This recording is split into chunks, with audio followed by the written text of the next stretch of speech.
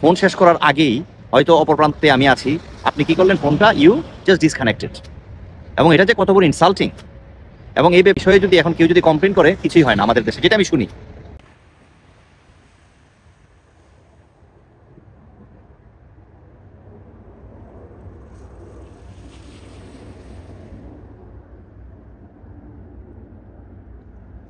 Dear friends, how are you doing? My name is Arif Khadem from Sydney, Australia. আপনাদের সবাইকে স্বাগত জানাচ্ছি। Today's topic is phone manner.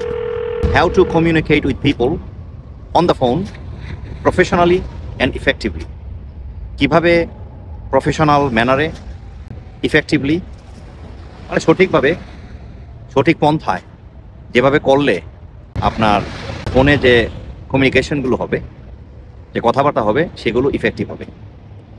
আমাদের অনেকেরই ধারণা যে আমরা সবাই ফোন রিসিভ করতে পারি, ফোন ডিসকানেক্ট করতে পারি। হ্যাঁ, এটাতে আমরা উস্তাদ, এবং এই বিষয়গুলোই আমি চেষ্টা করব তুলে ধরতে সংক্ষিপ্তভাবে, যেটা আমি অনেকের কাছ থেকে শুনেছি, দেখেছি, মাঝে মধ্যে আমি নিজেও হয়তো ফেস করেছি।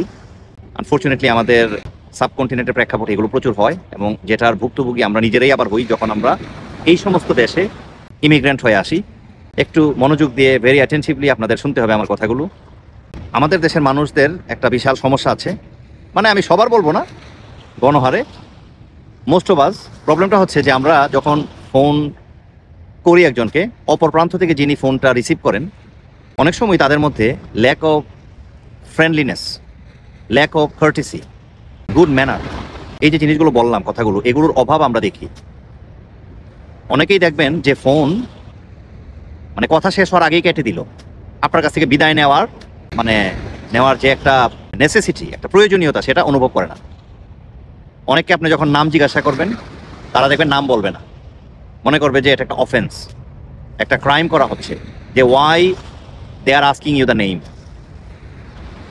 এই যে ছোটোখাটো দু একটা কথা বললাম, আরও দু একটা বলবো, বেয়াদবি মাফ করবেন, যে আপনাকে যখন একজন মানুষ নাম জিজ্ঞাসা করে, তখন আপনি এটাকে নেবেন সাদরে, হ্যাপিলি।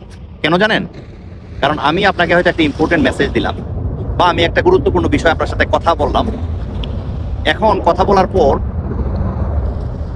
আমি আরেকদিন যখন যেই লোকের জন্য আমি মেসেজটা দিলাম, যেই লোকের জন্য আমি মেসেজটা আপনার কাছে রাখলাম, সেই লোক বললো যে সে মেসেজটা পেল না। তখন কি হবে? সে বলবে যে কার কাছে আপনি রেখেছিলেন। তখন আমি তার নাম বলতে পারছি না। বিষয়টা কেমন দাঁড়ালো? এখন আমি যখন আপনার নামটা জানবো, তখন আমি বলবো যে আমি তো আসলে সিনথিয়ার কাছে, বা জর্জের কাছে, আর যদি বাংলাদেশের কথা বলেন, হাবিব বলেন, সালেহা বলেন, নাসিমা বলেন, what ever name it is, আপনি বললেন। হয়তো বলবেন যে এই যে নামটা বলে ফেললে তো আমার আবার চাকরি যাবে। তো আপনি এমন কাজ করবেন কেন যে আপনার চাকরি যাবে? কারণ আপনাকে আমি একটা যখন মেসেজ আপনার কাছে রাখলাম, তখন কিন্তু এটা কি হয়ে গেল? এটা একটা আমানত হয়ে গেল, যে আপনার কাছে আমি একটা আমানত রাখলাম। এই আমানতটা আপনার কি করা, রক্ষা করার দায়িত্ব কিন্তু আপনার। এবং আমার ক্ষেত্রেও কিন্তু সেম। এই যে আমি অস্ট্রেলিয়াতে কাজ করি, অফিসে মোস্টলি 9 to 5 যে কাজগুলা বা টিচিংয়ের যে অংশগুলো আমি দেই, সেখানে কিন্তু এই জিনিসগুলো করতে হয় আমাদের সবার। একদম মানে নিম্ন শ্রেণীর ক্লার্ক থেকে শুরু করে একজন প্রেসিডেন্ট যে বা প্রাইম মিনিস্টার, তাদেরও কিন্তু এগুলো করতে হয়। যে আপনি কি নিজেকে বাঁচার জন্য নাম বলছেন না? আসলে তা কিন্তু না। আমাদের দেশের অনেকে আমরা জানি না এই যে নাম বলাটা, এটা যে পার্ট অফ কমিউনিকেশন। অনেকে মনে করে যে আমি ইংরেজিতে ভালো, I M A good communicator. That's not true. কমিউনিকেশনের অনেক দিক আছে, যেগুলো আমি ধীরে ধীরে তুলে ধরবো। কিন্তু আপনি এখানে যেটা করবেন, আপনি মেসেজটা রাখার সাথে সাথে এটা আপনি সঠিক রেসিপিয়েন্টের কাছে, যার কাছে যাওয়া, রিসিভারের কাছে, তাকে আপনি পৌঁছে দিবেন। কীভাবে পৌঁছে দিবেন?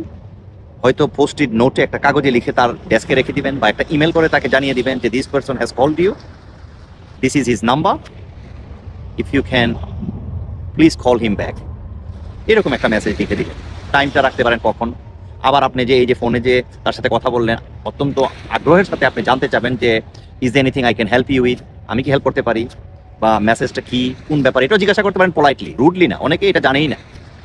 এবং দেখা যাচ্ছে যে এই যে ফোনে কথা হচ্ছে, ফোন শেষ করার আগেই হয়তো অপর প্রান্তে আমি আছি, আপনি কি করলেন, ফোনটা ইউ জাস্ট ডিসকানেক্টেড। এবং এটা যে কত বড় ইনসাল্টিং, এবং এই বিষয়ে যদি এখন কেউ যদি কমপ্লেন করে, কিছুই হয় না আমাদের দেশে, যেটা আমি শুনি এবং দেখেছিও, দু একবার আমিও হয়তো ফেস করেছি। এগুলো কিন্তু আমাদের আমি মনে করি এক ধরনের মানে শুধু আনপ্রফেশনালিজম না, এটা এক ধরনের মানসিক রোগের মতো, এবং এই রোগ থেকে আমরা মুক্তি পাচ্ছি না। এবং যখন কথা বলবেন সুন্দর করে তার কথা শুনবেন আগে যে কি বলছে, until the end without interrupting the person.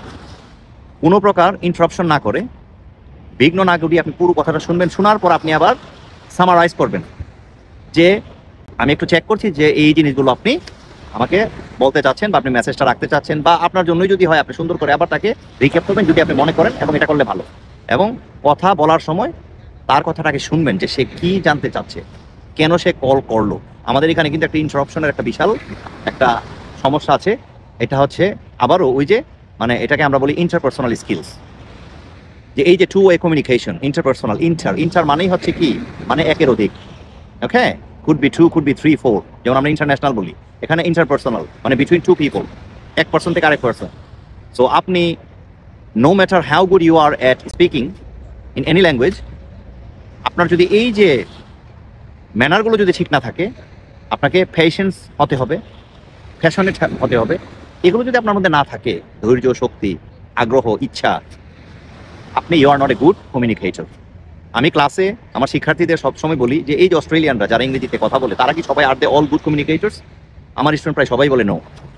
কারণ knowing English, speaking in English, writing in English doesn't mean you are a good communicator. Yes, they can help you, তারা এই বিষয়গুলো আপনাকে হেল্প করতে পারে, but it doesn't mean you are a good listener. You understand what I am saying?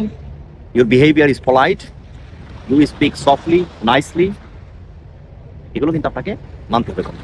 তো যাই হোক, আজ এ পর্যন্তই। যদি ভালো লাগে আপনাদের মন্তব্য জানাবেন।